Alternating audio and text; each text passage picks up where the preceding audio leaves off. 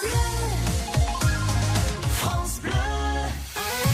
France Bleu Lorraine, 9h-11h, la vie en bleu, Nathalie Million, Jérôme Prodhomme. Et notre invité pour parler méditation.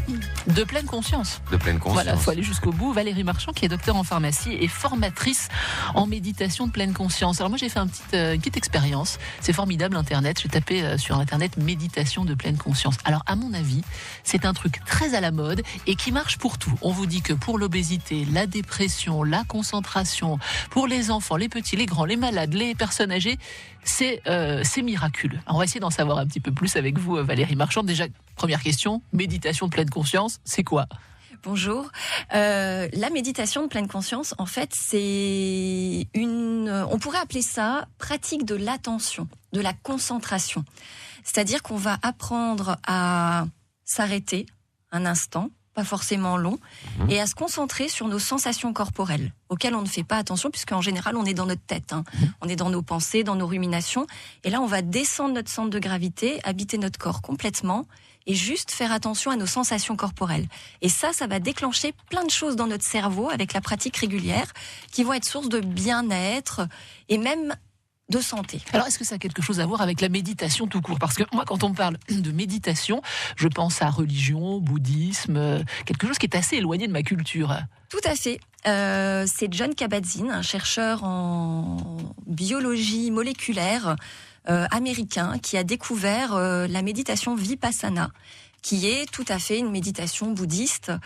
Et il en a tout de suite pressenti les bienfaits. Et il a décidé, il y a maintenant plus de 30 ans, de complètement laïciser la méthode et la rendre accessible à toute personne, quel que soit son état de santé. C'est-à-dire qu'on n'est pas obligé de s'asseoir en lotus. On peut s'asseoir sur une chaise, on peut le faire debout, allongé, en marchant, voilà. Et donc, il a rendu ça accessible à tout le monde, quelles que soient ses croyances, ou voilà. Et il a créé des cliniques du stress, de gestion du stress aux États-Unis il y a 30 ans. Et petit à petit, ça s'est développé. Les neurosciences ont commencé à observer ce qui se passait et on s'est aperçu qu'effectivement, ça avait réellement des conséquences sur le mode de fonctionnement de notre cerveau et puis sur notre santé. Sur beaucoup de domaines de santé. C'est vrai que c'est très en vogue aux États-Unis, ça arrive depuis quelques années en France, ça commence à prendre. Qu'est-ce qu'on attend de cette méditation de pleine conscience ? Quels sont les bienfaits attendus ? Quand je vous dis ce que je vois sur Internet, moi j'ai l'impression que c'est miraculeux. On maigrit, on se sent en bonne santé, on arrête les dépressions. Ça marche vraiment pour ce genre de choses ? Alors, c'est pas aussi simple. Effectivement, ça va apporter du bien-être, de la connaissance de soi, et par répercussion de l'acceptation de soi et de l'acceptation des autres. En revanche, ça va demander de la pratique régulière. Pas forcément longue, quelques minutes par jour suffisent, mais c'est cette régularité qui va apporter les bienfaits. Alors, c'est pas magique. Voilà, effectivement, si on fait de la méditation et qu'on continue à manger énormément de pâtisseries tous les jours, ça marche pas. On va pas maigrir. Bon, cette méditation de pleine conscience, elle s'adresse à qui ? Elle s'adresse à tout le monde, quel que soit l'âge. Moi, j'ai commencé en 2004 personnellement, parce que j'étais quelqu'un de très stressé et j'essayais beaucoup de choses pour arriver à réguler mon stress et mes émotions. Et puis, je suis devenue maman en 2008 et mon enfant était submergé par ses émotions, hyper sensible, agité, et je me suis dit mais ce serait super que je lui transmette cet outil. Donc j'ai commencé avec lui et puis après l'aventure a continué. J'ai été me former pour transmettre ça à des groupes d'enfants. Et vraiment, je me suis aperçue que les enfants sont déjà en pleine conscience. On n'a pas besoin de leur apprendre ce que c'est. On a juste besoin de leur montrer qu'ils ont cette capacité en eux et qu'ils peuvent la développer et après la mobiliser en cas de besoin naturellement. Est-ce que ça a quelque chose à voir avec le yoga ? Il peut y avoir des similarités, c'est-à-dire que le yoga, on peut le vivre en pleine conscience. Et dans le yoga, on peut aussi faire de la méditation. Certains enseignants de yoga font faire de la méditation. En revanche, non, ce n'est pas la même chose. La pleine conscience, c'est vraiment que ce soit dans l'immobilité ou dans la mobilité, se concentrer sur ce qu'on sent dans son corps. C'est un peu comme si on prenait la phrase de Descartes et qu'on la transformait en disant « je sens, donc je suis ». D'accord, ce n'est plus je pense, donc je suis, mais je sens, donc je suis. Je sens, j'habite mon corps, donc je suis. Maintenant qu'on vous a expliqué ce que c'était, dans un instant, on va vous expliquer comment faire pour pratiquer la méditation de pleine conscience, parce que ce qui est vraiment sympa dans cette pratique, c'est que ça peut se faire chez soi, tout seul. Oui. Ou en groupe d'ailleurs, mais on peut le faire vraiment à la maison, à tout moment de la journée. Qu'est-ce qu'il a, Jérôme? Il sourit. Quand il a ce sourire-là, je sens que la bêtise arrive. Mais non, mais c'est pas ça. Mais je me dis, il faut pas être en pleine conscience tout le temps, par exemple. Tout à fait. Il faut sentir son corps. Moi, j'ai envie de vous dire, après une choucroute, je pense qu'il faut éviter la pleine conscience. Vous voyez, il y a des moments, Nathalie, il faut éviter la pleine conscience. Voilà. Bon, on posera la question à Valérie. Valérie. Un coup de pleine conscience après, mais pas après une choucroute. On est d'accord? On est d'accord. Bon, Et effectivement, il faut pas être en pleine conscience tout le temps, parce que c'est de l'attention, c'est de la concentration, et des fois, on a besoin d'être dans notre imaginaire, de se laisser aller, vous voulez dire. Merci à vous. On revient dans un instant. Céline Dion arrive avec Dieu soit loué, on ne change pas.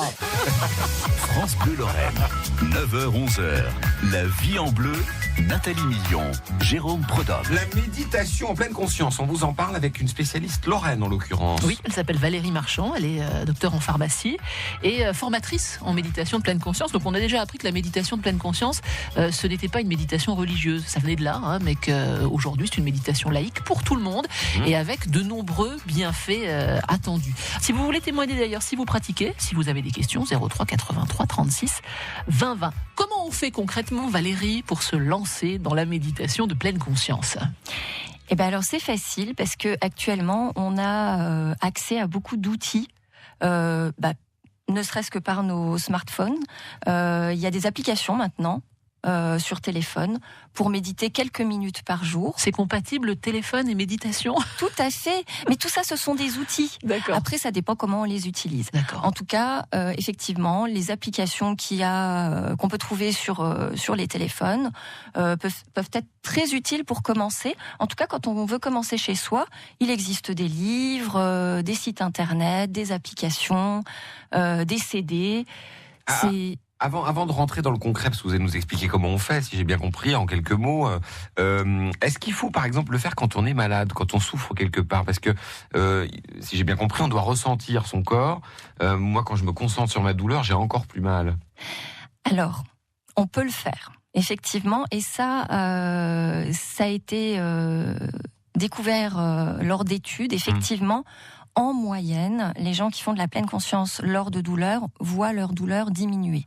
Mais c'est en moyenne, c'est pas effectif pour tout le monde. D'accord. En revanche, pourquoi se compliquer la vie et commencer quand ça va pas bien ?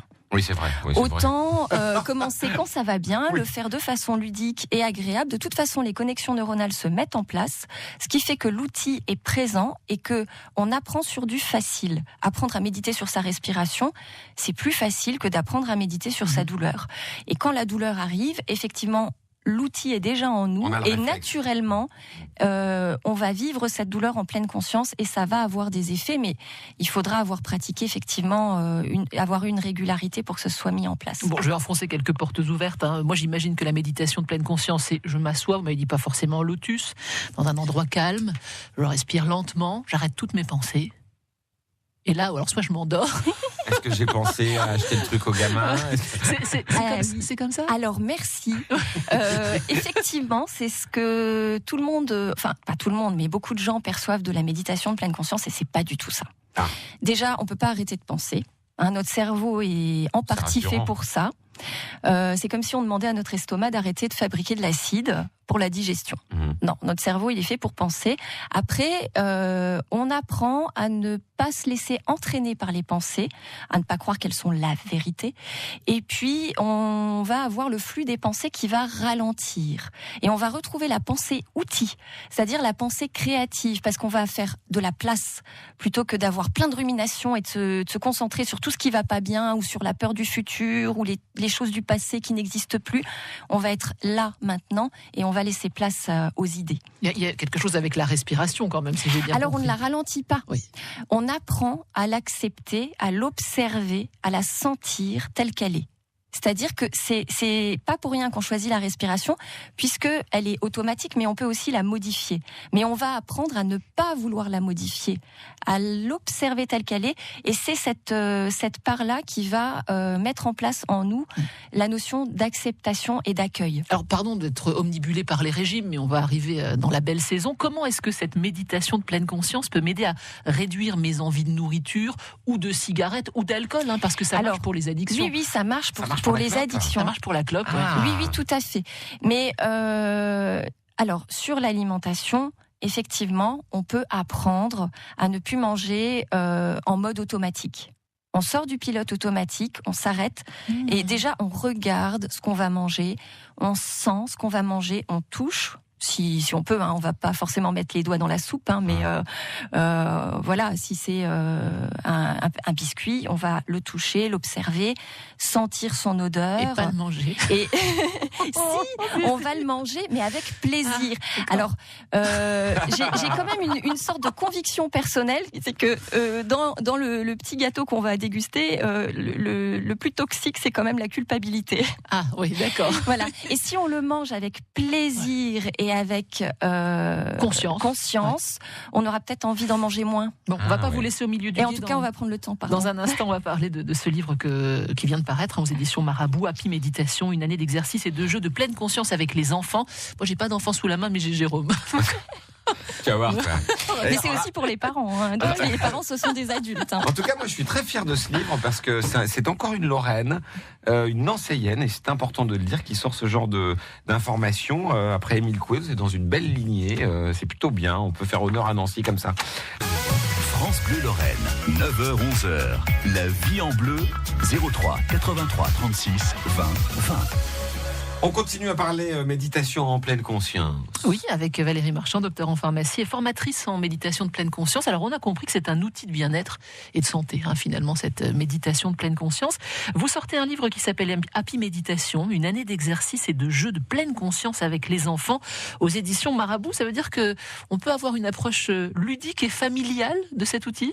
Tout à fait, par le jeu. La pleine conscience, en fait, finalement, c'est une attitude. C'est vraiment explorer, avoir l'œil du débutant sur ce qui se passe en nous, dans les choses que l'on peut vivre du quotidien. On peut prendre sa douche en pleine conscience. Ouais, alors, pas le matin. Alors, si ça peut permettre que les ados se douchent moins longtemps, l'espace en bas, ça peut être intéressant. Si ça peut faire que la méditation pleine conscience fait que la douche dure 5 minutes, parce qu'on a bien senti qu'on s'était douché. Ça veut dire que c'est pas forcément long, la méditation de pleine conscience ? C'est pas forcément long, et surtout avec les enfants ne sont pas capables d'être attentifs très longtemps. 3 minutes avant 8 ans, 5 minutes après 8 ans. Oui, en moyenne. Donc pas 22 minutes à 15 ans, on est bien d'accord. Voilà. Mais ça peut être très court, c'est vraiment la répétition qui va mettre en place les bienfaits. Donc un petit peu tous les jours. Et pour quel bénéfice ? Parce que je vois toujours sur Internet que la méditation de pleine conscience, elle entre dans les écoles. C'est pour aider les minots à faire quoi ? À se concentrer, à être apprendre, là, à être présent, à être attentif, oui. Ils sont là et en même temps ils sont là-bas, les minots. C'est un peu le problème. Ils sont à plusieurs endroits en même temps. C'est ça. Oui. Et ils font souvent plusieurs choses en même temps. Et là, on recentre l'attention et on est présent et on est plus attentif effectivement à ce qui va se passer après. Des fois, c'est leur mère qui est plusieurs dans sa tête aussi. Ça aide à rien. Qu'est-ce que vous voulez demander sinon ? Alors, je peux faire ça avec mon gamin, avec mon fils, ma fille, les papas comme les mamans. Oui. En groupe également. Alors, c'est un petit manuel qui va nous aider jour après jour. Il y a un CD également. C'est ça, effectivement.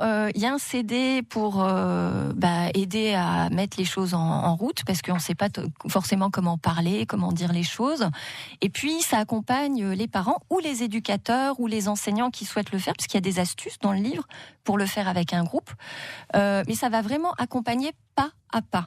On va avoir à chaque fois une rubrique astuces, outils, les variantes à explorer pour la semaine, et puis vraiment le texte pour commencer, démarrer, pour savoir ce qu'il faut dire. Alors après, une fois qu'on a compris le principe, on peut dire les choses soi-même, avec son vocabulaire, avec ses mots, mais c'est vraiment pour aider le parent ou l'enseignant, l'accompagner au départ. Ce sera ma dernière question, Valérie, mais c'est vrai que quand je vous ai présenté, j'ai dit que vous étiez à la fois docteur en pharmacie et que vous étiez formatrice en méditation de pleine conscience. conscience. En vous écoutant, je me dis, mais est-ce qu'il n'y a pas un peu un paradoxe? Parce que pour moi, le pharmacien, vous pourrez me dire le contraire, hein, c'est un peu la béquille chimique. On va donner un médicament. Je pense aux enfants qui bougent beaucoup. Aujourd'hui, on a la Ritaline, par exemple.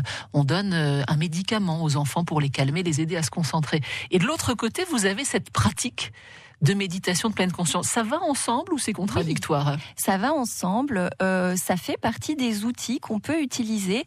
On a la chance d'être dans une société où on a accès à tous ces médicaments, à l'homéopathie, à l'aromathérapie, à la chimie. Et puis, on a la possibilité de choisir en fonction de ses envies, de ses besoins, des nécessités aussi, parce que la chimie est parfois nécessaire. Heureusement qu'elle est là aussi. Et puis, la première chose que j'ai appris dans mes études, qui m'a frappée, c'est qu'on a aussi ce qu'on appelle l'effet placebo. L'effet placebo, souvent quand on nous apprend ça, c'est quand ça marche pas. Mais si, en fait, ça marche. En fait, on mobilise notre capacité interne à aller mieux. Et c'est un pharmacien, hein, rappelons-le, qui a inventé ça. C'est Émile Coué. Émile Coué, Ouais. Voilà. tout à fait. Voilà, on a nos propres ressources. Moi, je suis partant, hein, Nathalie, pas de souci, vous allez voir. Méditation de pleine conscience, Ouais. 5 minutes. Ouais, non, c'est pas gagné. Bon, merci en tout cas à Valérie Marchand. Si vous souhaitez en savoir plus, francebleu.fr, évidemment, on la retrouvera bientôt dans nos émissions. Merci à vous. Merci à vous. France Bleu Lorraine.